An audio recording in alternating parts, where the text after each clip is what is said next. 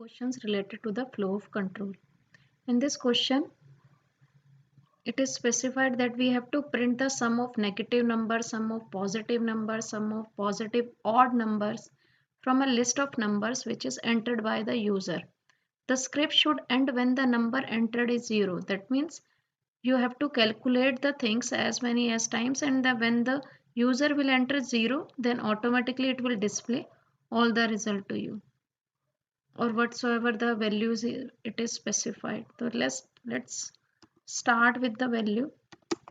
That means we have to take the value in the form of number from the user, and when the user will enter 0, only then it will use it. Because here we can't use the for loop, because in the for loop we have to specify the ending limit also, and when we are not sure when our loop will terminate, then we can use the while loop concept.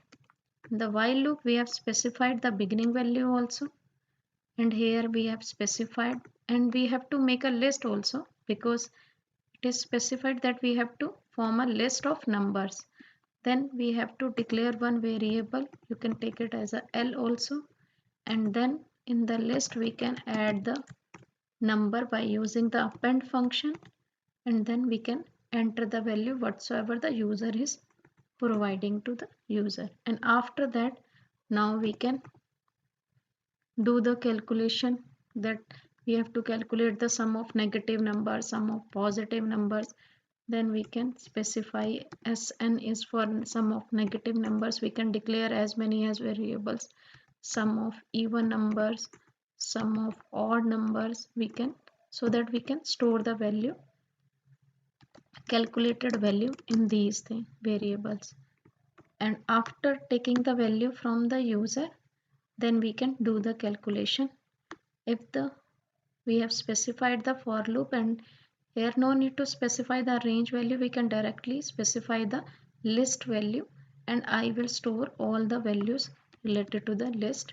And here we can specify if the I value is less than 0, that means in the negative form, then it will, the variable which we have specified for the as negative value will store the negative value, because we have to calculate the sum of the numbers.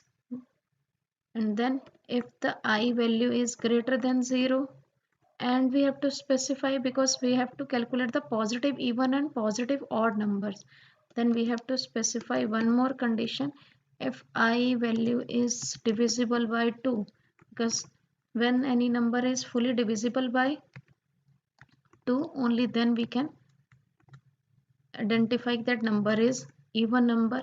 If that number is not fully divisible by 2, that value will come under odd number category. And after that, because here we have specified two conditions, and outside the loop we can specify sum of negative numbers,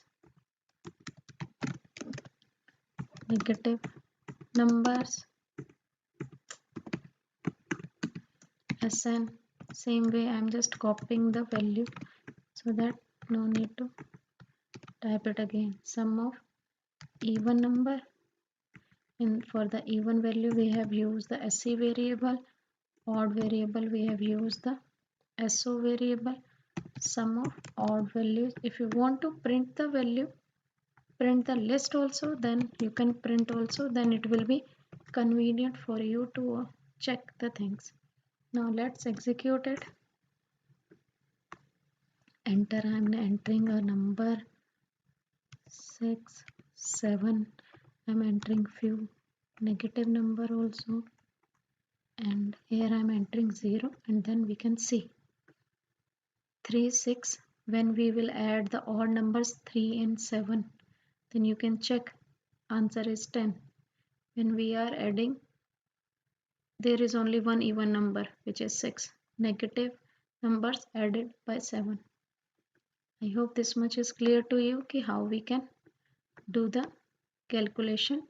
And as long as the user will enter the 0, it will keep on accepting the value, and after that we can specify the condition. If the number is less than 0, then it will add the value. If the number is greater than 0, then it will add the sum and odd numbers. Now we can move to the next question.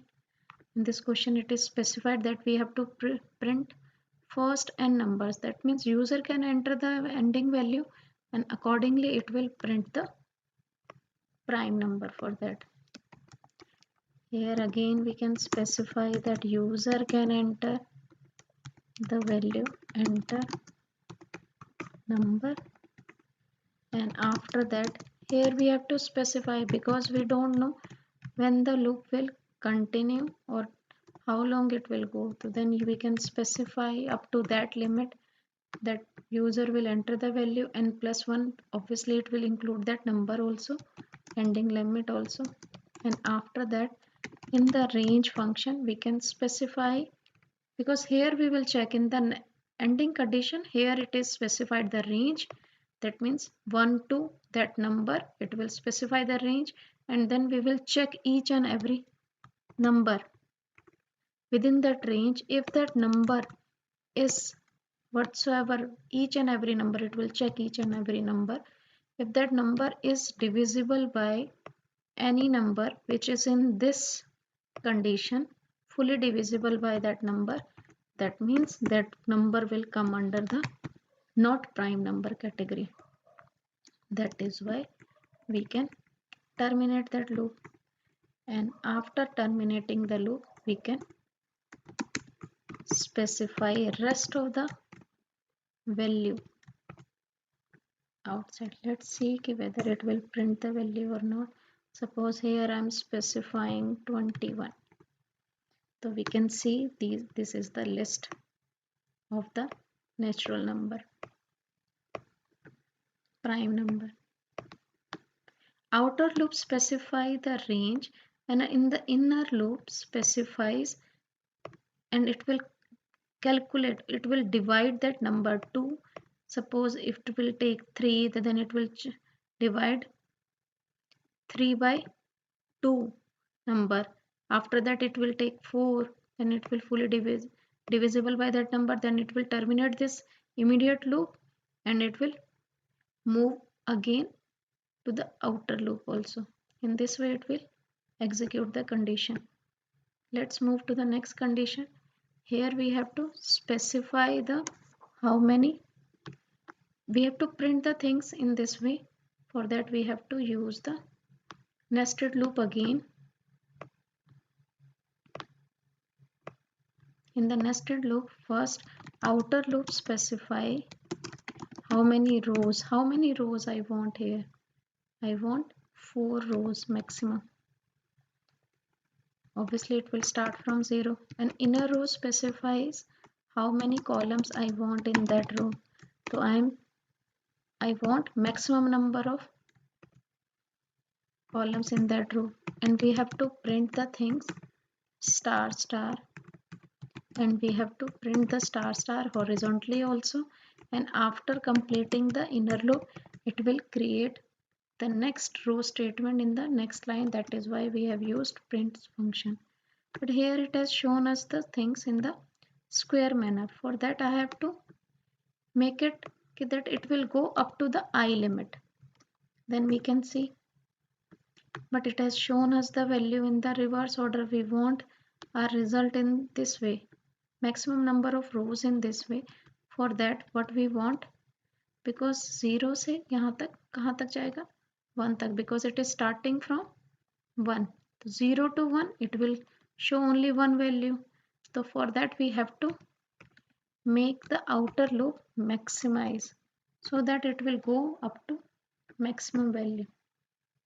Because 0 to 4, we want 0 to 4 maximum number of columns, because in the starting we have specified 4 specify, only the 4 specify the ending limit. That is why it has not shown us the result the way we want. I hope this much is clear to you. That's all for today's class. Thank you.